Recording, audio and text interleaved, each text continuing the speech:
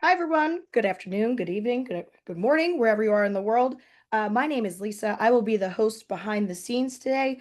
I personally want to thank you for spending some time, your precious time with us today. Another thank you to all of you that submitted some wonderful questions leading up to today's webinar. Our panelists that you see here have actually crafted the presentation answering some of those. Some quick housekeeping items. We are recording today's session. This will be in your inbox tomorrow morning. We will also do a live Q&A. I know a lot of you are interested in the deployment of digital pathology, so we're going to do live Q&A at the end of the session. Please utilize that Q&A button at the bottom where we could go back and forth and answer some of those questions for you. And we will be doing that at the end. And as today's topic is digital pathology, I welcome Jonathan. Lauren, if you want to move us to the next slide, I'd like to welcome our panelists today.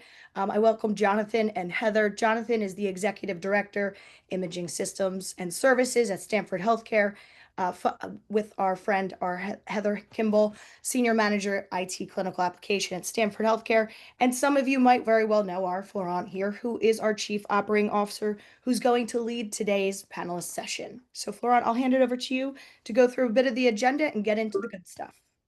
Excellent. Thank you so much, Lisa. Welcome, everybody. Thank you, Jonathan. Thank you, Heather, for being here. As Lisa introduced this topic, we're going to be talking about digital pathology today. First of all, good morning, good evening, and good night, in Truman Show way, because we have quite a few people coming in from a lot of different time zones around the world. So we're grateful for our customers that are joining us from Europe as well as Australia and New Zealand. So the topic that we're going to go pretty deep into today, really at the basis, is enterprise imaging, right? For the past few years, especially many of our large academic medical center customers have been going through digital transformation of many different aspects of medical imaging.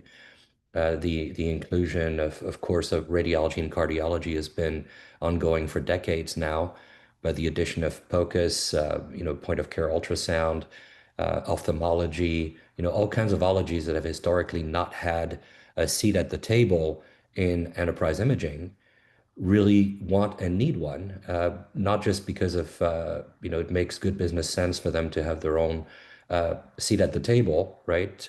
To leverage the enterprise imaging infrastructure for more of the ologies, but also for patient care, right? The quality of patient care deserves more attention.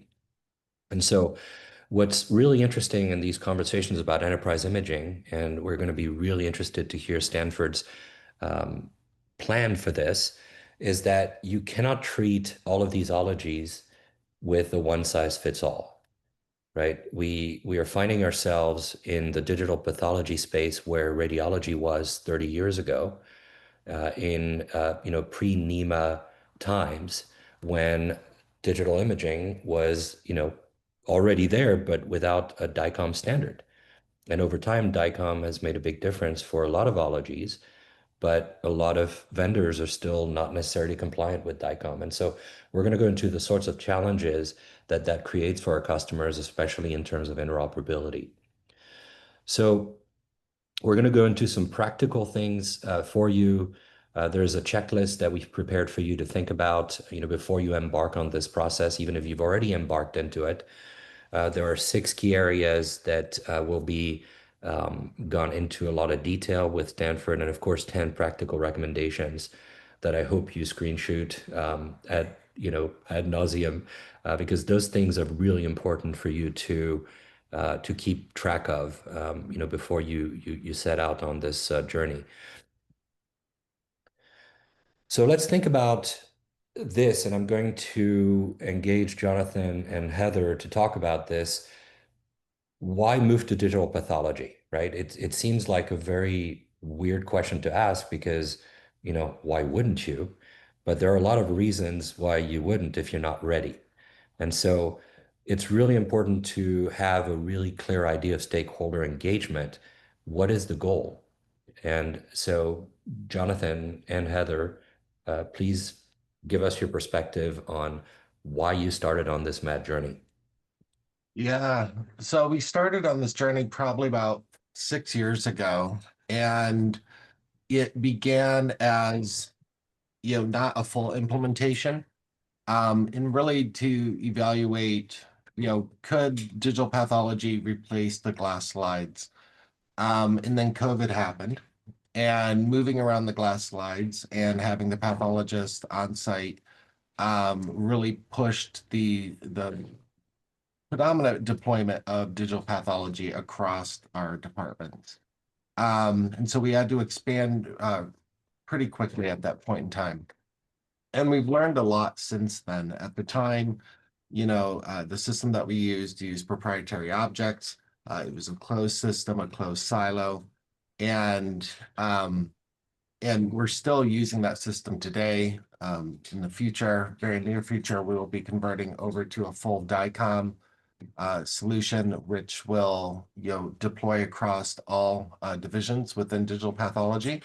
Um, and mapping the analog to digital workflows is really, really important, given that the majority of the flows within pathology haven't really changed in the past 100 years.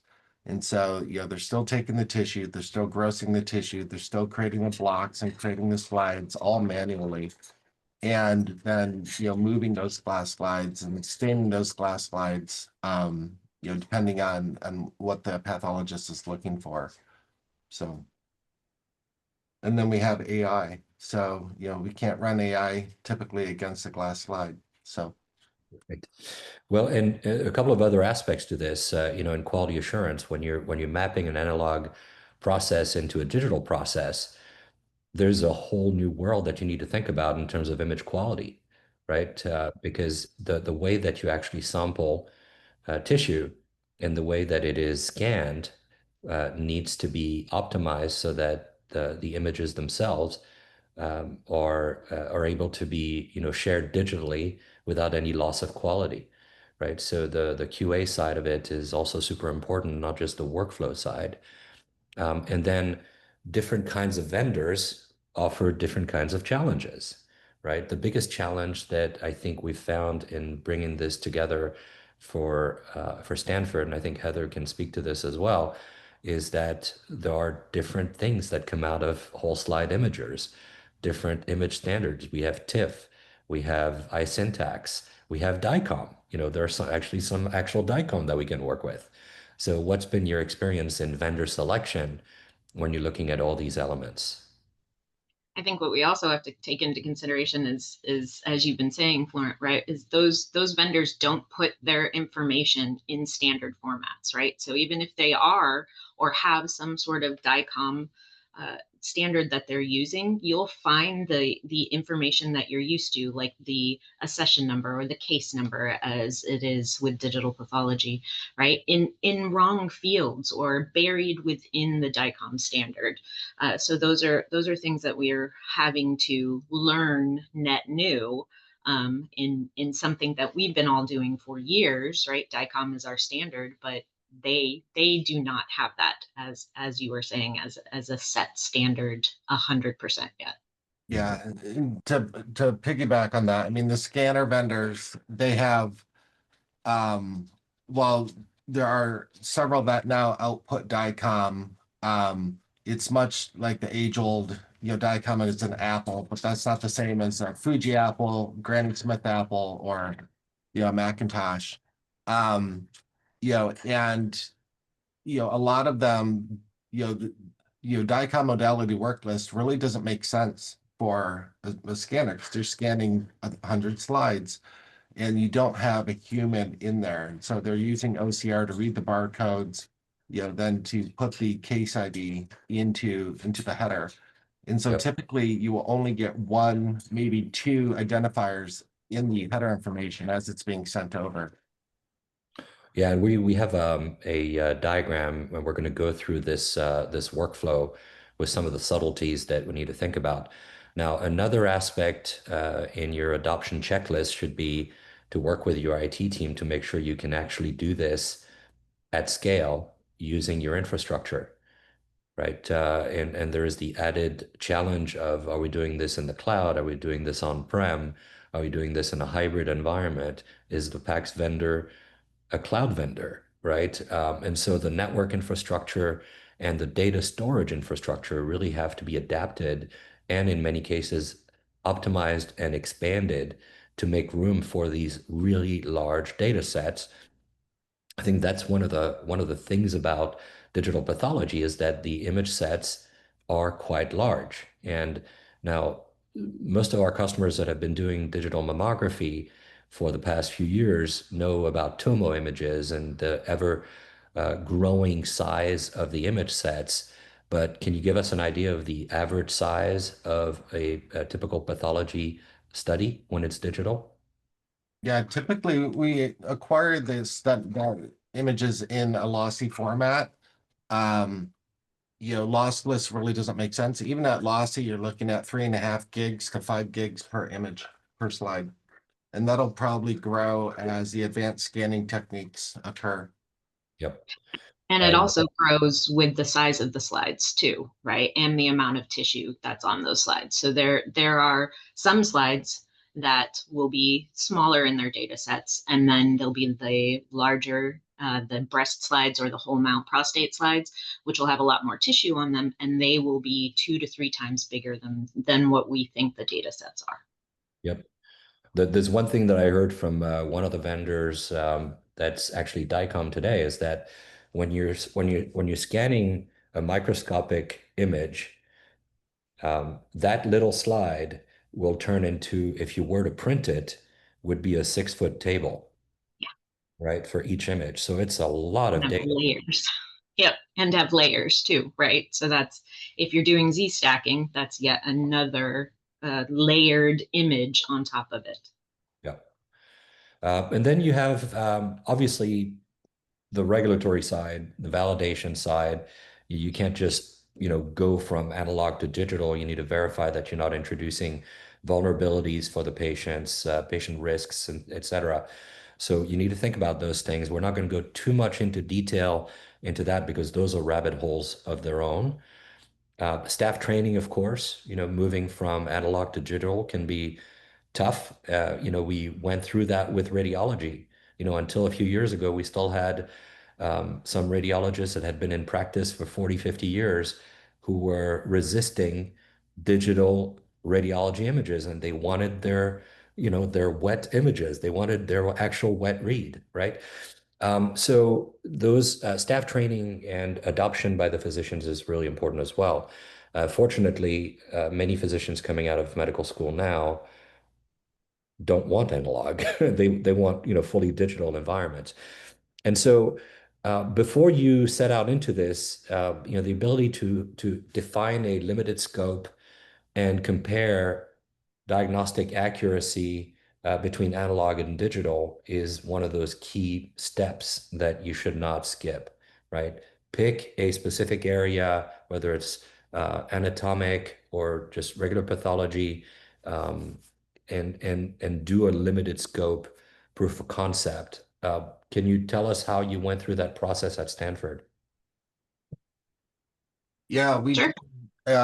proof of concept not only for the IMS but also with the scanners. And that helped inform us on what we needed to design for the data flow in our informatics model, because we had to look at the data as outputted by the DICOM scanners, and then also the different compressions that each vendor does.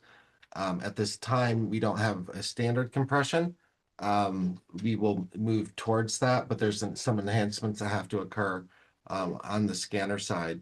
So where it's very different from radiology is, even 10 years ago, 15 years ago, if you had a CT scanner, you would just plug that in.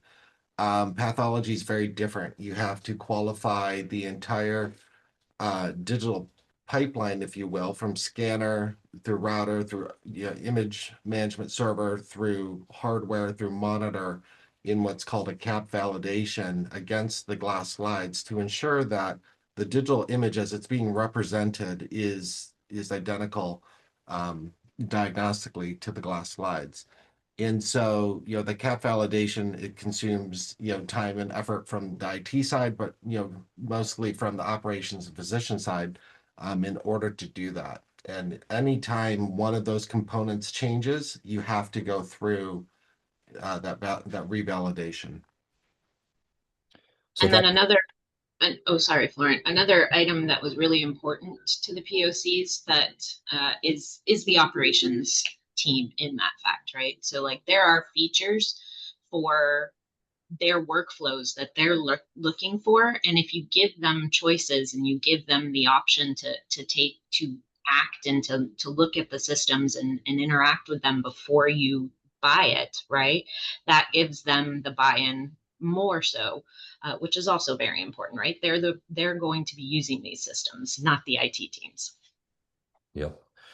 And that goes into future process and quality improvements, right? Continuous improvement is important, especially if you're going to adopt some algorithms that are going to further, help improve and enhance the processes and the quality of the imaging. So let's think about well, we've talked about quite a bit of this already, but these key areas really should be an important formula as you embark on the journey. So the ability to especially integrate with your lab information system, your EHR, and your AI vendors is one of the central pieces of this process. Because yes, the whole slide imagers, generally speaking, they work, right? They have FDA approval. They all have a 510(k). They wouldn't be able to operate without that, right? So the technology is definitely there to produce digital pathology images. The question is, how do you avoid each of those becoming a data silo? And so the integration with existing lab information systems, EHRs, AI vendors requires a lot of scrutiny, right? So you've got, like, if you're an Epic shop, like at Stanford, you're going to have a system called Beaker, right? So just the same way you have Radiant for radiology, Cupid for cardiology, you have Beaker for pathology. So each of the vendors that you choose to work with, right, different PACS vendors are going to have different types of requirements. And especially if you're going to start using AI, now you need to think about the orchestration of that, right? Are you going to send the whole study to the AI, especially if it's in the cloud? Or are you going to send specific series? Are you going to send specific images, right? How do you recognize which ones should be sent to an algorithm or not? So all of these steps need to be carefully planned and mapped out. And so let's go into some of these practical recommendations. Large data sets require network infrastructure and storage infrastructure that can actually do it, right? If you've been thinking about expanding your storage infrastructure and you're going to go into this, expand it before you go into this, or you're going to run into some major bottlenecks. Segregate digital pathology from radiology and cardiology. Don't expect that the same PACS storage can handle not just the storage of these images, but the workflows associated with these images. The way that physicians and pathology labs interact with images is vastly different than the way radiology or cardiology do. So tell us, what are you able to do? I mean, are you able to work with the same vendors? Do you have to bring in new vendors? There's a challenge. I mean, is it startup companies that are in digital pathologies, established vendors? Can you tell us how Stanford went into these decisions? I think, the field is growing and changing so rapidly that what the landscape was a year ago is not the same as it is today. You have both startups, you have, medium anchored vendors that are in the space that are pathology focused only. You have radiology vendors that have designed pathology modules, on their enterprise platforms. From a hardware perspective, currently we are an on-prem implementation. Eventually, probably about 2-3 years, we'll move to the cloud. Um, but we have the architecture, separated for the most part from a storage perspective between RAD and Path, simply because, the objects and the compute is very, very different. You can attempt to apply your radiology and cardiology knowledge to pathology, but you have to rethink the entire thing. Because what exists and persists within radiology, even from a workflow perspective, does not apply over to pathology with the size of the objects and even how they would move through the pipelines. Your prefetching, if you do have any prior slides, is going to be very different. The pathologist would always kill me if I said a prefetch, if it takes 10 minutes, great. Radiology, that would be completely unacceptable. But you're coming from an environment where, if they need to see a prior glass slide, it could take up to 2 weeks. And, now you can deliver it in 2 minutes. So you do have that accommodation that is, very different. But also you are moving elephants through pipes. And so the applications have to be able to not only consume and store the data, but they have to be able to stream the data extremely quick. And that's kind of where the differences come in with the different pathology vendors, whether they're on-prem or they're cloud native. And you already have those relationships now, right? So to leverage them, infrastructure speaking, right? Our storage team is in this project with us. They are every step of the way testing IOPS, moving data, moving servers, renaming servers for us. I mean, that they already know this information, and you may not be the expert in it. Don't expect to be the expert in it. Leverage the talent that you have within your organization and their relationships with the vendor to bring them in early, because those conversations are going to be key. So one area that can be problematic, but it doesn't have to be, is that you've already acquired technology. You already have, I think, at Stanford, 3 or 4 different vendors of whole slide imaging that have been purchased over time. Mhm. And so this is assets, inventory that you need to use, right? It's not an option because one vendor that may or may not speak DICOM or imperfect DICOM doesn't mean that you're going to exclude them from a workflow design.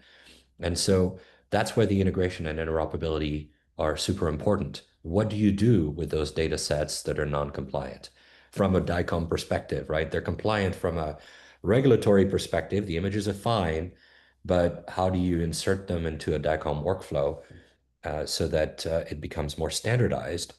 And then, of course, how do you account for the really big leap from uh, schedule-based imaging in radiology and cardiology to barcode-based workflows, right? Where is that barcode coming from?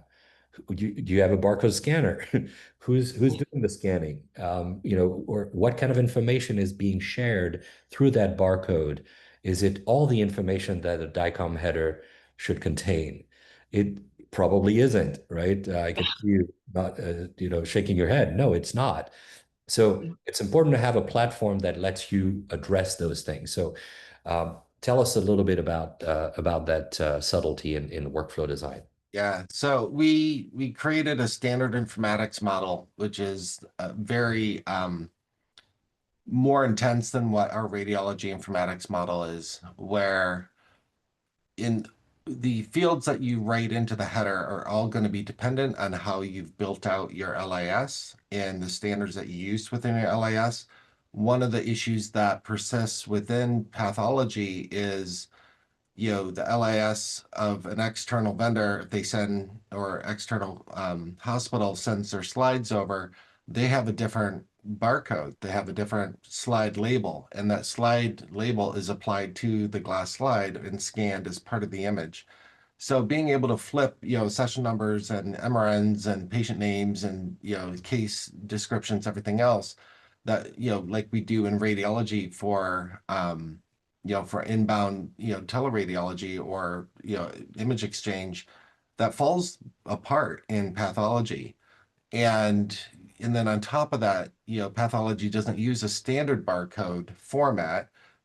Some still used handwritten, depending on the slides. Some, they haven't really normalized the stain descriptions of the stain IDs. Some have custom novel stains, depending on the lab, that your institution may or may not have. And they may not be a one-to-one mapping, so you can't even build out a mapping table. And so, for internal scan slides, if we do receive an external glass slide, we would have to apply our own label to it. And that's typically just a generic ID or a generic label. And so you lose the stain information, you lose that information as you come in. But for anything that is acquired, stained, and cut within Stanford, we take all that information from an OML and the ORUs that are sent downstream from our beaker system, and we embed the majority of those fields into the DICOM header. So while the scanner may only give us one identifier, we're going to take that and we're going to do a lookup, using DICOM systems, and we're going to write all of those values into the header information. So then what ends up in the IMS is a DICOM header rich object, which then allows us to write rules, apply specific AI to it, be able to display and present, graphically, the proper information without, the pathologist having to jump back and forth to see, where did this slide come from? What was the stain? How many slides out of the case were there? So a lot of solid, And a lot of things to then, think. Go ahead, Heather. sorry, Lauren. Yeah, so to John's original, right? Creating that standard, that informatics standard, you have to do that with the lab team. That is another thing that you need to take, and we were very grateful for that our lab team was willing to do it with us. You have to take the time to learn those fields because they're new to imaging informatics. And so you need to understand what a block is and what is pulled from that block and all of the information that needs to be from that put down to the slide level. It's very important to take the time and read as much as you can as an imaging informaticist, and then also take the time to work with the lab team, learn their workflows, because they're completely different than radiology and cardiology workflows. And then one challenge that I found particularly vexing at times is that because there are so many startups and established companies playing in digital pathology now, there are different expectations for how to deliver the payload to them, right? If we're living in the standard DICOM on-prem world, you can use TCP/IP to move DICOM from point A to point B. That's fine. Then you have vendors that are RESTful API compliant that use DICOM Web. Great, that's fantastic. That's even better. That's easier to integrate than DICOM. But then you also have vendors that barely know how to spell DICOM and will want you to deposit the images either in an SFTP folder or an S3 bucket for them to pick up and then bring into their viewer and their workflows. And so this is the reason it's vexing is that you can't apply the same delivery method, which is typically DICOM or DICOM Web. And so you've got to, as part of your planning process, understand what each of your vendors' expectations are. We're going through this process right now with a cancer center on the East Coast. And the project management that's gone into it before we could deploy anything has taken us several weeks to coordinate between the various vendors because there was an expectation that they could just receive images via DICOM. And Yeah. no, they couldn't. And then they wanted to know where, if we wanted to do more of a standard DICOM modality work list approach, but no, it doesn't work that way because you've got your slide scanner that's receiving information parsed from a barcode, right? So all of these things we've got to, we need to work together before you make any choices of technology so that you don't run into roadblocks. And as you know, delays in project management turn into major cost differentials. So for this, I'm going to leave the floor to Jonathan and Heather because how to enhance patient care is really a Stanford hallmark, right? So please take the lead and let us know how digital pathology is helping your mission of patient enhancement. Yeah, so I mean, average turnaround time, can be 2 weeks, sometimes sooner than that to get a prior slide. Now we can present that, within 2 minutes for the digital priors. We have not gone back and retrospectively scanned the last 50 years of scans. The institution, the amount of storage that you will acquire, depending on your storage rules and everything else, is significant. So, for instance, we have about 3 petabytes of data, and we've been actively live for about 4 years. And we're growing, we plan to grow about 1.5 to 2 petabytes a year once we do this conversion. You do have the improved, accuracy and collaboration, where before you had to use different, you know, you, um, microscope type, image sharing. Yeah, I'm forgetting the name. I think it's Modic. But some of the outcomes from our deployment, we're looking more from a rad path collaboration correlation perspective in a single data display. So you have the fully integrated rad path, not only images and reports, which for tumor boards is significant. And then eventually, we will tie in the genomic component of that. And that leads us into the path of precision medicine. And right now, we're still at the base of building the platform and getting the data normalized and accessible, not only for clinical access, but also for research access, which then allows us to train multimodal algorithms, using the normalized data, versus trying to, take a proprietary object and link that in, which you really never can fully link that in without severe manual intervention and anonymization, which if you're going to manually anonymize, 100,000 slides, you need a team of people to do that. And that takes months in order to do that. Bringing this into a digital format and building these tools in order to move and access the data from a single storage instance is what our goal is.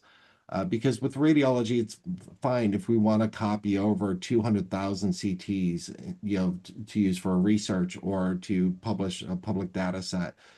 You're not going to do that with pathology. The slide data and moving and the migration, the manipulation is significant. And it takes time. Even if you stored all of your data into a vendor cloud and a vendor cloud instance and you go to change the IMS, your migration cost, you have the cost of the egress and the migration. And if you have to do any conversion, those pipelines, have to be built, and it's going to be more than what a typical migration is, and including time. I mean, you can't move 5-6 petabytes overnight, let alone within 2 years. And, and so you're kind of in that purgatorial state. And then, once we have, all the scanners up and integrated into our future IMS, then, we have the ability to share and open pathology images across the enterprise, based on different security profiles. Where today it's a closed system, and then on top of that, there's only so many concurrent users that can access that system, just because of performance perspective. And and finally, pathology, much like radiology, there's a shortage of pathologists. And how do we improve the efficiency of the pathologists to move through the workload? And that's, being able to apply AI, pre-IMS. So for instance, and this clinical case probably doesn't exist, but let's say we wanted to do cell counting on every slide that we sent in. Well, we would anchor that off of the DICOM systems router. We'd call microservice against that Docker, and we take the result along with the image and send those both into the IMS automatically. That saves about 10 minutes for the pathologist, maybe more, depending on how fast they are for counting and the complexity and the amount of tissue and the magnification of the tissue that was scanned. But it's trying to really split out, the AI components, pre-IMS, and then, most of the IMSs will have, the intra, marketplace AI. But at the end of the day, you're still having to move that object from your IMS to the AI vendor and back, depending on what they're having to do. And again, you're moving a large file size, and that's going to depend on your pipes and how it's being moved. Is it using DICOM? Are they doing a file get put? As a web service integration into the IMS, and all that is functionality, within IMS, depending on which vendor you choose and the maturity of Yeah. it. Yeah. And to the workflows, pathology will see a gain, right, in the ability to see images from the other ologies faster, and they will get that more so right off the bat than what the other ologies were. To John's point, right? Currently, we do have a closed system. Pathology is the only one that can see pathology images here at Stanford, and you need to step through workflows like tumor board, which is something we're tackling now, in order to optimally do a tumor board in a single system. And that's something we still have to work on and still have to conquer, but it's possible. It just takes time, and you then have to work through those changes in workflows, because you're moving from one system to another, you're bringing them together and changing all of the interactions, adding the storage and compute onto those things. They could slow down your system, and you may not realize that until the last moment, unfortunately. So it's one of those things of take the time, put in the effort to do the workflow reviews like tumor board, and work with your users in order to make sure that you have all of their workflows mapped out properly. Great. So I think one area that I think is worth going into a little bit more is this vision of precision medicine. As we all know about AI's ability to sift through massive amounts of data much better than humans, and creating correlations between data. I think the promise of precision medicine, now that we have the ability to have, give access to researchers to radiology, pathology, and genomics data in digital format, now the possibility of targeted drug development is much higher, because all of these data that live in different silos, right? Let's say a patient cohort that was given this drug and happens to have these genetic markers did better with this drug than that drug, right? And finding those patterns, and what the effect was on tissue and pathology, and how that manifested in a CT image. All of those things come together to help a pharma company refine their approach to treating a particular pathology or disease. And so for the past few years, we've been thinking about this, the promise of precision medicine, and it hasn't really been possible because a major component has been missing, and that's digital pathology, to not live in its own silo anymore. And I think this is where this is really, really exciting, because that promise is going to be more possible now. So this is what we have found is a typical digital pathology workflow. And you can see some of the subtleties here are very acute, right? So you've got your EHR where the order is placed.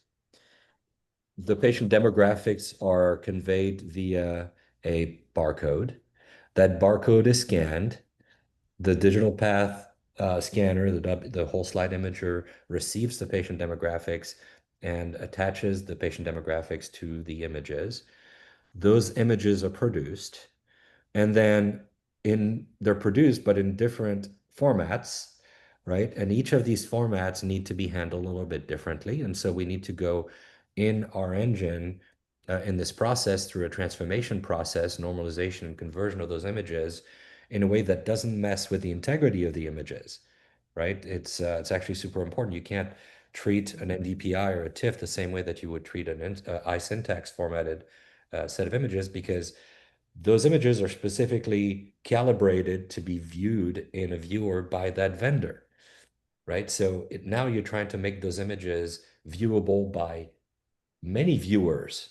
And that means that you're going to potentially mess with the integrity of the images unless you pay attention to it in a QA process before you go to production, right? Which goes back to the importance of that proof of concept, right? You choose a specific target. I'm going to work with iSyntax formatted images. I'm going to transform them into a standard DICOM. I may need to go work with the vendor to make sure that we're not messing with the calibration, et cetera. And then at the same time, we can play with the compression, right? What's also known as transfer syntax and DICOM, where different vendors will be able to deal with certain types of compression, but not others, right? So variable compression is another element of this. Routing images is at this point pretty mechanical, but not AI orchestration, right? And so that's what John was mentioning earlier, is the ability to leverage Dockers or AI microservices that may live on-prem that we could actually host within the DICOM systems Unifier servers, or over HTTPS or TLS, share those images or specific sets of images with a microservice that's living up in the cloud, in AWS or Oracle Cloud or GCP. We don't care which, right? But those images are flagged through the routing engine, identified as needing to be analyzed by an algorithm somewhere. And so that's where the orchestration comes in. And so, John and Heather, where in this process have you found that you need to spend most of your time before we're going to go full on production? All of it. Yeah. Now, I mean, right now, I mean, the conversion from TIFF, NDTPI, SVS, iSyntax, there's a couple new ones that came onto the market. We strategically made the decision to only select scanners for this implementation that have the ability to output DICOM. And that because the conversion pipelines are extremely complex, they're not one-to-one, and there's a lot of time that still needs to be spent on that. But in order to do, say, in the future, digital consult portals where you would actually ingest the consult data into your system, these transformation pipelines will need to exist, if it's even technically possible. Mathematically, it is beyond anything that radiology, I think, has ever experienced or lived through in the last 30, 45 years. But our transformations, normalization, we spent a lot of time on that. We had 3 pathology informaticists that really assisted us in this, and built out that normalization table, from our beaker system. And again, how you build your LIS, this is no different than radiology. If you build a shell of a wrist, you may get an order and you may get a procedure description, but if you're lacking body parts and you don't standardize your body parts, you're not using SNOMED, you're not using RADLEX or any of the other standards, you're not able to write this stuff into the data, and your data completeness and cleanliness is very important, and that's what a lot of institutions are finding out as they go to implement AI.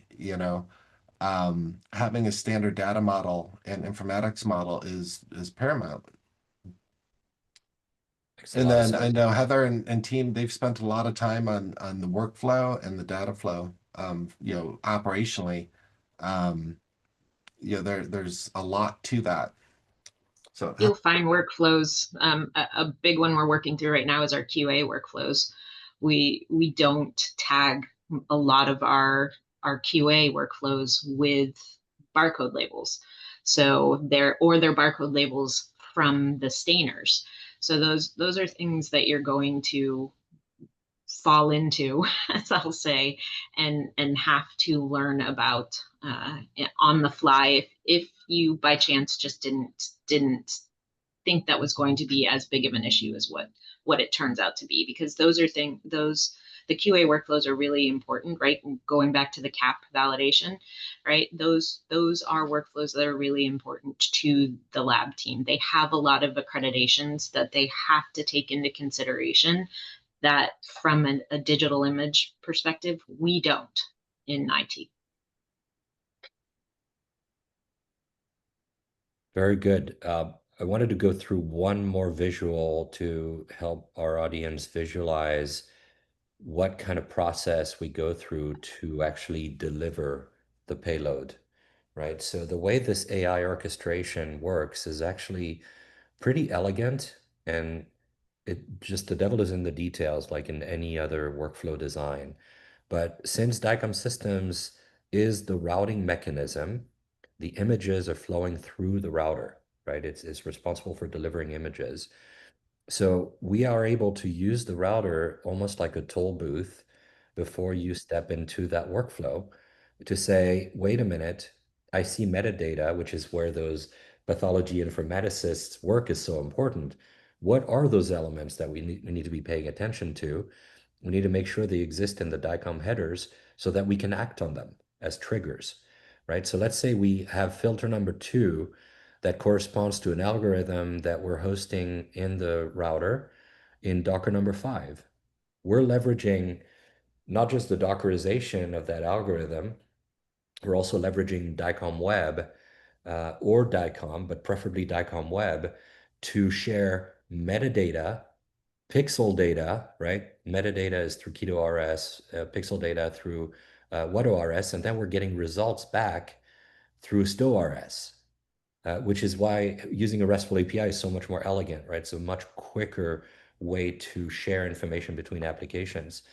And so as a router, our job is then to decide which application needs to receive this information. Is it going to a dictation system? Is it structured DICOM data that can be pre-populating a report? Is it overlay on top of the slide image that needs to accompany the image as a presentation state into the packs of the VNA?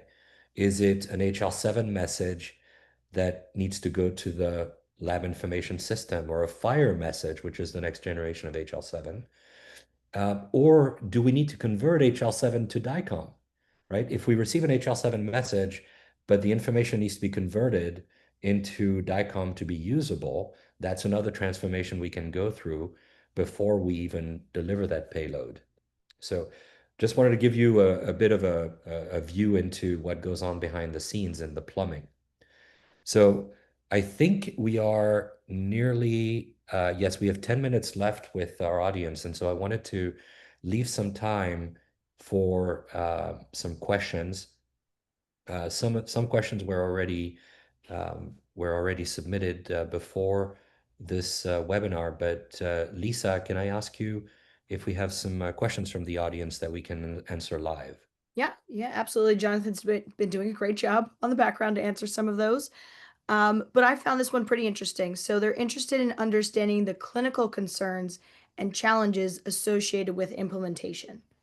It's a bit of a different view. So the clinical concerns, I can delve into that. We were just at a conference recently, and one of the things that I learned was that don't take for granted that the pathologists still look at the slides, right? We are moving to a digital world, and yes, they do want digital systems, very much so, but it is important to understand how they look at the slides. And I think we've gotten away from that in radiology and cardiology since we've gone all digital. And so they do hold up the slide and take a look to map where all the tissue is on that slide. And that's one of the things that I think from an IT perspective, we may have stepped away from. And we need to take a step back and really understand that it isn't just digital, right? It is still analog. It's still going to be analog for some time. And we need to take that into consideration also. Great. Thanks, Heather. Another one would be, this might be a bit too much to answer in the next couple minutes, but what is the necessary equipment and infrastructure to deploy something like this? So for us, we obviously have all net new scanners. We've implemented a separate digital pathology router stack with DICOM systems and work very closely with designing and developing that. We will have a new IMS. In the future, we'll have a updated VNA in order to store and access this data. Storing it, of course, is the easy part. Managing it and moving it and um, accessing it for a multitude of different things is pretty difficult. You have to have the internal network, gig to the wall, 10 gigs, between servers. You have to have enterprise storage. Um, and then if you have a cloud vendor, you have to have, that connectivity between your on-prem router up to the cloud. Unfortunately, we still have latency to deal with, but the latency for pathology is going to affect it very differently than for radiology or cardiology for cloud implementations. And then how the data is streamed down into the viewer, that's going to be dependent on the vendor. Just like for radiology, they all have, different streaming techniques that they use, and that's what makes them unique. But also, how do they approach the pathology images, the display, um, the different tools that, interact with the slides, is all very unique to each of the IMSs. So, like today, a PACS is a PACS is a PACS. Yeah, you can store the DICOM images, you can view them, but we've had time to mature radiology and cardiology for 30 years. Pathology, we're asking them to do this in 3. Um, and unfortunately, they're making some of the same mistakes that radiology did way back in the days. Like for non-whole slide for some of the scope images, you have to integrate, those are twain interfaces. So you have to, go back into your old toolbox and dig out, solution to dichomize those, those analog images off of the cameras. Um, and so it really depends on how deep your pathology lab is, where your organization is. But some of the things I would really ask is, how long do you need to retain them? The Digital Pathology Association really doesn't give guidance for digital image retention. They just align to you keep the glass forever, the blocks forever. And so really from a digital perspective, it's going to be up to the organization and what do you plan to do with the data? We're academic, so we're going to keep it forever. And that's costly. But also, there's different storage techniques that you can apply in order to make it affordable. Great. From a research perspective, clinically, fast is never fast enough. So Perfect. And maybe just one more, conscious of our time here. When beginning to implement digital pathology, what area has the best value for implementation? It's a bit of a value sentence here. for us, it's, I think that's multi-level, being able to distribute the workload regardless of the physician location. Also being able to apply the efficiency that digitalization AI will provide the pathologist. And then also, some of the new algorithms that are coming out, like virtual staining. If you can virtually stain a digital slide, you can assess whether or not you actually have to have the slide stained, which can save up to 2 to 3 weeks. So there's a lot of enhancement and improvements. And then also there's algorithms and solutions coming onto the market, in the next year or two that will allow the pathologists, to custom train their own algorithm to how they would read, nuclei. And, they can apply that. They can share that algorithm with other pathologists. So if I wanted to read like Dr. Kimball, I could download Dr. Kimball's algorithm and apply it. So it opens up a whole new door for pathology and